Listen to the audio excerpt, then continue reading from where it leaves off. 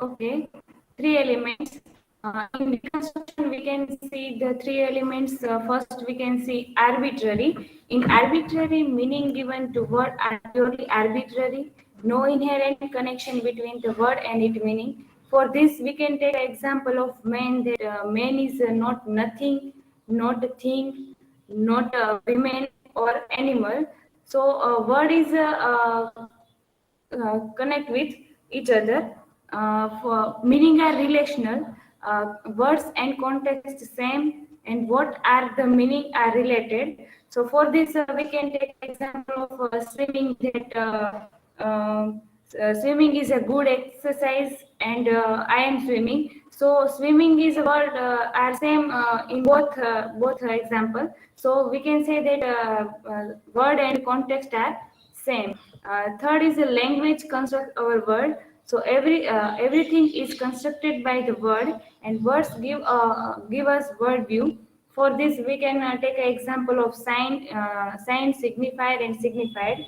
So first, we can understand about a signifier and signified. So signifier is a symbol, is a thing of a symbol. We can take a symbol and name, and signified is a thing that we are thinking in our different perspective, and the sign is equal to both signifier and signified. For this, we can take example of cow. That some people's for some people's cow is an animal, and spiritual and divine animal, and people are do puja of and believe in that cow is a goddess for them. And for some people, cow is a sweet food and beef. And other example of food that some for some people, those who are eat are barbarians, are raw, and cook is an example of modernism, modernist people. That those who are eat are civilized. In our history, we can see that peoples are take anything and eat are doing any kind of process, and cook. In modern time, we can see that some people are cooking and keep some process of the things, and after they eating. Next, binary opposition. Word have binary oppositions like good versus evil. So for good versus evil, we can take an example of a person that who is a good. So we can say, we can understand that good person not compulsory keep a, good thing or good word. Sometimes some for some reason they also keep bad things also. And another example of mind versus body, speech versus writing. Usually, one side is valued higher than the other. This creates difficulties that deconstruct aim to connect. By deconstructing this binary opposition, we are able to uncover the foundation.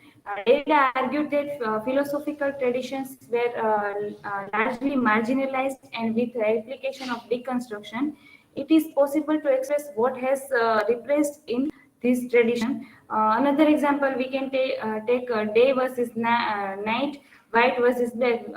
For that, we can take an example of another country, that white people believe that they are gifted of given by God, and black people are cursed for their country. Another example of man versus woman, God versus devil, and meaning versus meaningless. Next,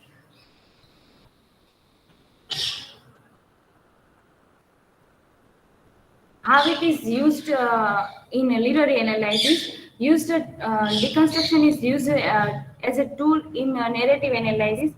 Start with a very careful reading that looks for inconsistency and contradiction in the text.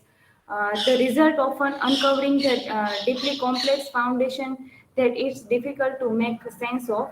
This is one of the many criticism of deconstruction, that is nihilistic and unproductive because it leads to uncertainty.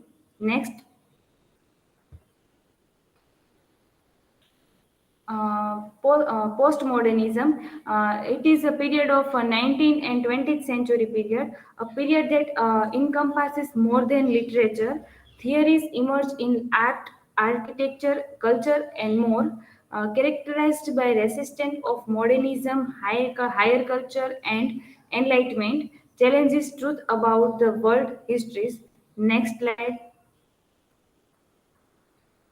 And last, we can learn about post-structuralism of deconstruction. It is wonder why a theory like deconstruction came out a period like where many aspects of culture and society were being rethought from different perspectives. At the same time, another movement surfaced. It was called a post-structuralism, which was reaction to structuralism, a method of deriving meaning from analyzing function of something within cultural constructs. Instead, it look at language as something that can never explain reality because it is too unstable and not objective. So, in short, we can say that deconstruction is an idea about deconstruct word, language, and anything that people are think and take for their own perspective. And last slide is my references. Next. So thank you so much, everyone.